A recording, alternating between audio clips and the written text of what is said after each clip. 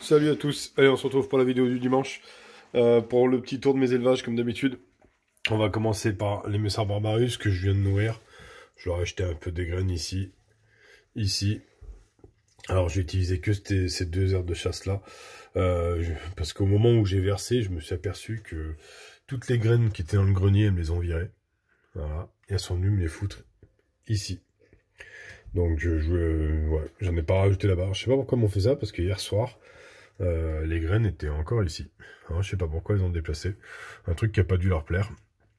Donc du coup, bah, on va les laisser faire, hein. C'est leur vie, c'est pas la mienne. Un peu de mortalité encore léger, ouais. J'aurais pas donné de verre de farine de la semaine, j'ai pas de mortalité, donc je soupçonne de plus en plus mes verres de farine tuer mes fourmis, donc je vais vite les jeter. Petite nouveauté, alors je vais essayer d'ouvrir sans casse-barre, ce qui va être entendu dans le Sony là. Alors ça va pas être terrible pour voir. Vous voyez cette larve là, elle est juste démentielle. J'ai je vais refaire vite parce qu'il n'y a pas d'anti-évasion et que mesdames veulent déjà se barrer. Je sais pas ce que ça va donner. J'ai déjà eu des très grosses larves. Je vais essayer de zoomer, l'image va perdre un peu de qualité. Mais une comme ça, c'est la première fois. Elle doit faire 7-8 mm de long pour 4-5 mm de diamètre.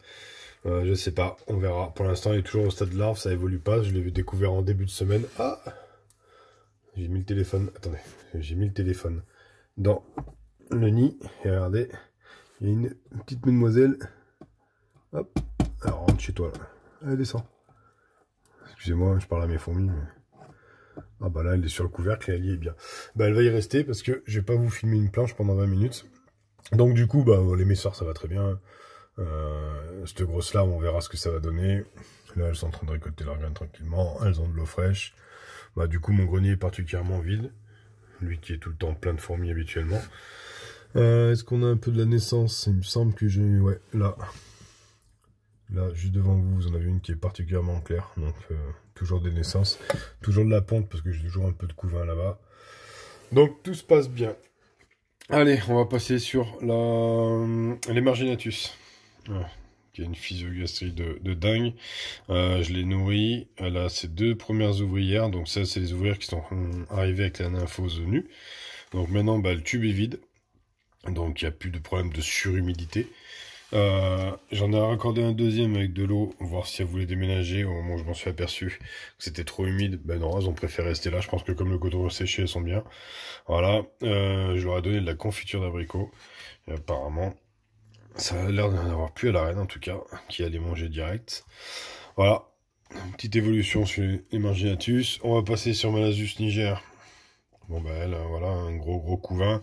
Alors au fond, là, ce qu'on voit, la grosse tache noire, c'est le verre de farine que je leur ai donné. Elles me l'ont collé là-dedans, elles l'ont jamais ressorti. J'espère que ça va pas attirer des bestioles, des acariens ou des conneries. Voilà, elles sont nourries, pareil, confiture d'abricot. Ça a l'air de plaire à peu près à pas mal de mes colonies. Donc voilà, donc on va continuer comme ça. Attendez, je vais descendre les Niger.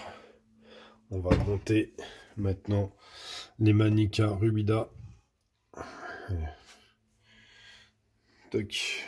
Alors, Manica rubida, je vais les mettre en pleine lumière. Voilà, pareil, confiture d'abricot, avec de la terre, ça c'est leur spécialité. Il y en a une qui se promène ici, est-ce qu'on va réussir à avoir une mise au point? Ça m'étonnerait, elle est trop près. Toujours en fourragement. Voilà, ça fourrage beaucoup cette espèce-là. Elles sont tout le temps dehors. Voilà, elles sont de plus en plus nombreuses. Alors elles bouchent les petits trous là, qui se passent ici là. Elles me balancent de la terre. Résultat, là où elles sont posées, j'ai plein de terre sur mon étagère. Donc, je sais pas pourquoi elles font ça. Peut-être un passage d'air qui les dérange. On va les tourner pour regarder le couvain. Hop. On va mettre de la lumière en plus. Non, attendez. Voilà, je trouve un trépied, ça pourrait être sympa pour filmer aussi. Est-ce qu'on va avoir une mise au point? Voilà. Donc on a un joli couvain. Donc des larves bien nourries, des nymphes blanches, des nymphes dorées. Voilà, je leur ai donné des mouches. Mouches, tiens, on a la gine qui se balade ici. Ouais, elle commence à bien avoir évolué. Donc elles sont revenues dans le tube du bas, qui n'est pas forcément beaucoup humidifié. Le sable est humide, mais il n'y a pas d'eau dedans en fait. Je me suis aperçu que quand j'en mettais trop, c'était pas terrible. Donc maintenant, ce que je fais, j'attends qu'il sèche. Vous voyez, ici j'ai humidifié, on voit bien. C'est arrivé jusqu'ici, ça s'est arrêté. Donc le tube est vide. Donc je mouille le sable et ça arrive à bien se répandre quand même à l'intérieur. Allez, on retourne en bas. Hop, on va les foutre à l'endroit. On va aller dire bonjour à ma Messer Structor. Messer Structor, bah, ça va toujours pas être pratique pour la regarder. Parce qu'elle est toujours dans ce case-là. On va se mettre au-dessus comme ça. Donc on a la jean. On va commencer à enlever le coton. Je leur ai mis... Alors, attends, je suis en train de chercher un angle de vue où vous le verrez bien. Voilà, elles ont mis toutes les graines à l'intérieur. Je les ai pas recomptées. On voit que de temps en temps elles sortent un petit peu. Voilà, j'ai mis un deuxième tube plein d'eau. C'était pour... comme le premier va être vide, si elles ont envie de déménager. Mais pour l'instant, elles ont l'air de se plaire un premier. On a un couvain qui est... Alors, attendez, est-ce que j'ai pas la mise au point? Je vais essayer de vous éclairer sans avoir ce reflet.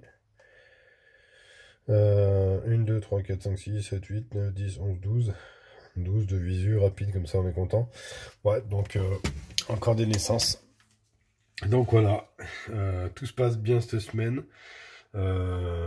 J'ai eu quelques mortalités, j'ai vu un ou deux majors qui ont passé l'arme à gauche. Donc voilà, il y a cette histoire de grosse larve qu'on va suivre. Parce que j'ai envie de savoir ce que c'est. Hein. Alors, je pense peut-être pas un sexué, mais un gros major. Mais jusqu'à présent, mes plus gros majors avaient eu des larves plus petites que ça. Donc je sais pas ce que ça peut être, surtout qu'il n'y en a qu'une. Donc on verra. On va attendre. Stade de larve, peut-être une dizaine de jours. Peut-être que la semaine prochaine sur la vidéo, on aura des nouvelles. Peut-être que s'il se passe quelque chose entre-temps, je sortirai une vidéo juste pour ça dans la semaine. Une petite vidéo de 2-3 minutes sur l'évolution. Si je vois quelque chose, si ça n'a pas bougé, ça attendra dimanche prochain. Donc voilà, on a fait le tour. On a une dernière fois les petites Barbarus. J'ai vu qu'il y avait pas mal de majors qui étaient arrivés aussi cette semaine. Pas mal de têtes bien orange. Donc voilà. Je suis surpris quand même on quittait